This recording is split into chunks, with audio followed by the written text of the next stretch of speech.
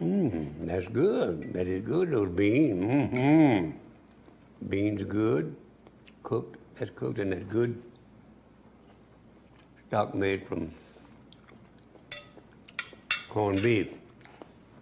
Take a little sip of that wine to help it go down to everybody. That was a swiller, half a swallow.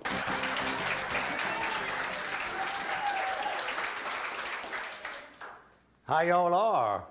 I'm glad for you to see me, I guarantee.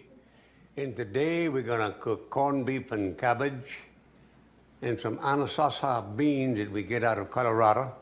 And they're very good, and I've got to turn the fire on under this juice we got to put on it. I think that's the one. Yeah.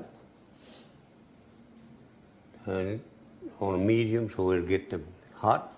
And we'll put the beans right in there, and they'll cook before this show's over, I guarantee. Hey y'all, today we're going to learn a few good cooking skills from a legend, Mr. Justin Wilson. So here we go, y'all sit back and enjoy. You ain't seen cooking like this, I guarantee you. Now here are those Anastasia beans. We get those out of California. I just barely soak those in water for just a little bit because they cook real quick. But I said I felt a story coming on, and I do. Now in these beans, I'm not gonna put a thing in this world except maybe a little of salt because they're going into corned beef stock is what they're going into. And the beans, I put other things into it. This corned beef stock, what we did, we took a 5 pound corned beef, tablespoonful of onion powder, 2 teaspoonful of garlic powder, 2 tablespoonful of Worcester sauce, and cayenne pepper to taste, my taste. I don't like food that's too hot, though, no. Put that over there out of my way. This corned beef stock we got right here. And I got some beans. I put the wrong one over there. But what I got to do is put some little stuff in that corned beef stock I got cooking in there. Getting hot, nice and hot. Now, what I'm going to put in that corned beef stock is a little, corned beef stock. Tablespoonful of onion powder. There it is, a nice tablespoonful, you watch. I'd measure that devil tablespoonful. Tablespoon. Not anymore, that's a tablespoonful. And we're gonna put 2 teaspoonfuls of garlic powder. And I'm not gonna measure that in my hand. I'm just gonna put it in there, and I can tell you when I've got 2 teaspoons. There I go. I better measure that and not mess around with it. 2 teaspoons of garlic powder. I got to cut that fire down too.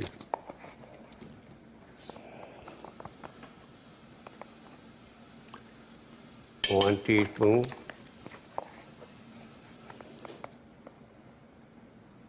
That's a little bit over a teaspoon, but it's not much enough over to make any difference. It'll taste good. That I know. And that's the main idea when you're cooking, to be sure it'll taste good. And I got to turn this fire down to low. There you going. And I'm gonna stir it. Still got a little stuff to put in there now. Don't worry, I'm gonna put 2 tablespoonfuls of Worcester sauce.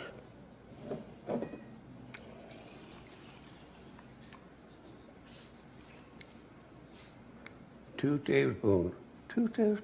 That's right. 2 tablespoons of Worcester. Yeah, just put that little bit in, no extra, that's 2 tablespoonfuls. And some cayenne pepper to taste. Now I'm gonna use Louisiana hot sauce made from cayenne pepper, and it's not too hot, it's very, very good. It really is. And I can't go that real hot sauce. I like the flavor. How much? It says to my taste, to my taste. That'll be just about right. That's a teaspoonful. About all it is. Now this is 2 cups of these wonderful beans, Anastasio beans. And you see how they got color? And they cook a little bit quicker than most beans that size.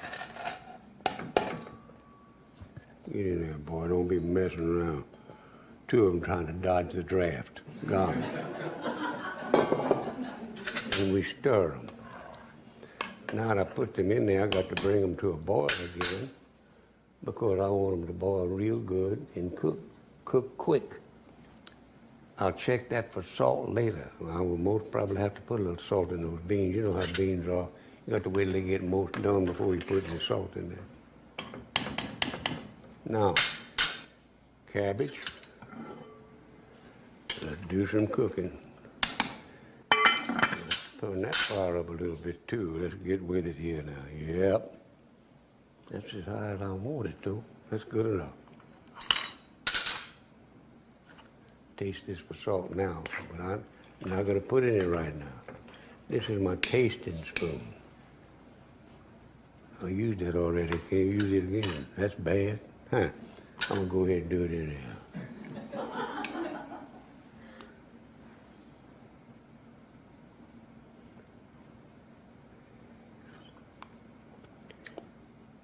That's not going to need any salt. Just right with everything. Cook, boys. That's just the cooking. I'm going to go over here and sit down. And if I think of another story, I may tell you that. I'm going to pour me a little wine in that glass. That's what it's there for, and I don't want to make anybody mad. You put it there. So I'll pour me a little bit in there. I love a good red wine. Now, with this, what I'm eating here, this is practically darn near a vegetarian's dinner. You use any kind of wine, white or red, purple or blue, don't make a difference. The chicken and fish supposed to use white. I just don't like white wine as much as I do red wine. I'll pour just a little swiller. That's a half a swallow. Oh, that's a swallow. Got it. Yeah. Put this. That's to keep the airs out of there. That's good. That is good, those beans. Beans good. Cooked. That's cooked in that good stock made from corned beef. Take a little sip of that wine to help it go down to everybody.